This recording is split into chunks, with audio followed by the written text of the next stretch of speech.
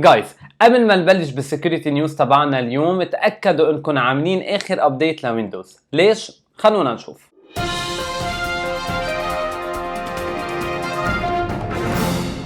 هالويك البرنت نايتمير فولنرابيليتي بمايكروسوفت برنت سبولر ورقمها CVE 2021-345-7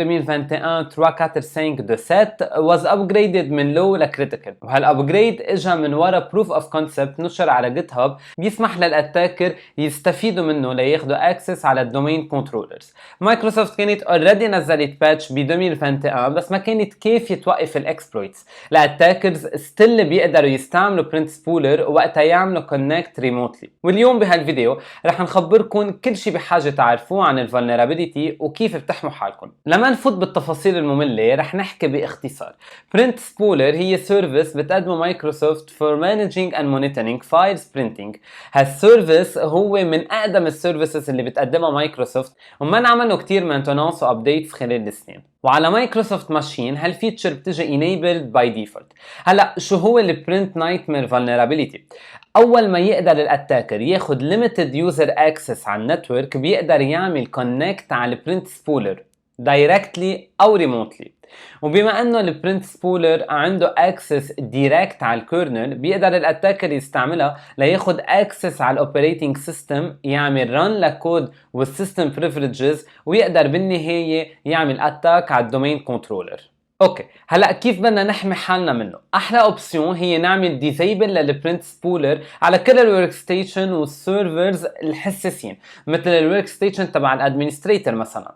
هيدا اللي بينصح فيه فير جورن، هاردنينج اكسبرت اند CTO بشركه كالكوم سوفتوير سوليوشنز، كاول خطوه لنحمي حالنا من هالفولنرابيلتي. جايز، هودي الستبس لتعملوا ديزيبل للبرنت سبولر على ويندوز 10. تفتحوا ستارت، بتنبشوا على باور شيل، بتعملوا رايت كليك عليها وبتنقوا run as administrator. تكتبوا الكومنت stop service name spoiler force، ورجعوا اكتبوا هالكومنت لما يرجع السيرفيس يقلع وقتها تكونوا عم تعملوا ريستارت. حسب الخبير 90% من السيرفرز ما بدهم برنت سبولر، هي بار ديفو بتجي enabled على اغلب السيرفرز. كرمال هيك بيكفي تعملوا لها ديسيبل، وهيك بتحلوا 90% من المشاكل مع امباكت صغير على البرودكشن تبعكم.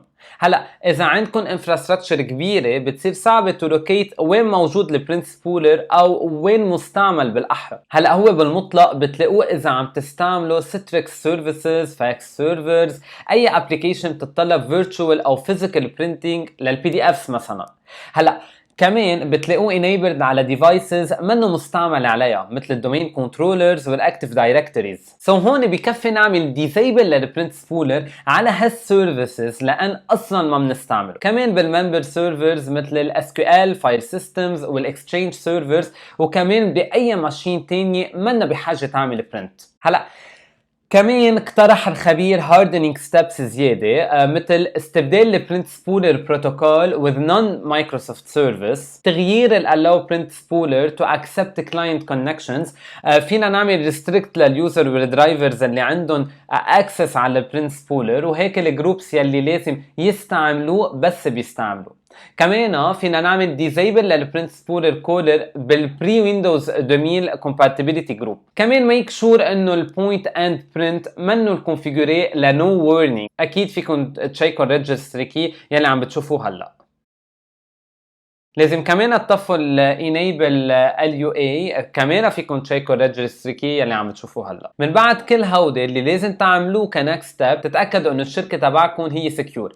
مثلا تحددوا وين عم تستعملوا برنت سبولر على النتورك تبعكم، اعملوا ماب للنتورك لتلاقوا الماشينز اللي لازم تستعمل البرنت سبولر، اعملوا ديزيبل للبرنت سبولر على بقيه الماشينز يلي ما بتستعملوا. هلا الماشينز يلي مضطره تستعمل البرنت سبولر فيكم تعملوا له كونفيجراسيون بطريقه اذا صار في اتاك ما تاذي كل النتورك. كمان وغير كل شيء قلناه من اول الفيديو لهلا، لتلاقوا دليل عن اي اكسبلوتاسيون بتصير عليكم لازم تعملوا مونيتورينج للمايكروسوفت ويندوز برنت سيرفيس /admin باللوج انتريز. فيكم تلاقوا في ايرور مسجز انه برنت سبولر منه قادر يعمل لود لبلج ان موديول DLL، وهيدي ممكن تكون انديكاسيون لاتاك، لان اوقات بتصير اذا الاتاكر باكج legitimate DLL that print spooler demands. هذا كان السكيورتي نيوز بهالفيديو. جايز ما تنسوا تعملوا لايك وسبسكرايب.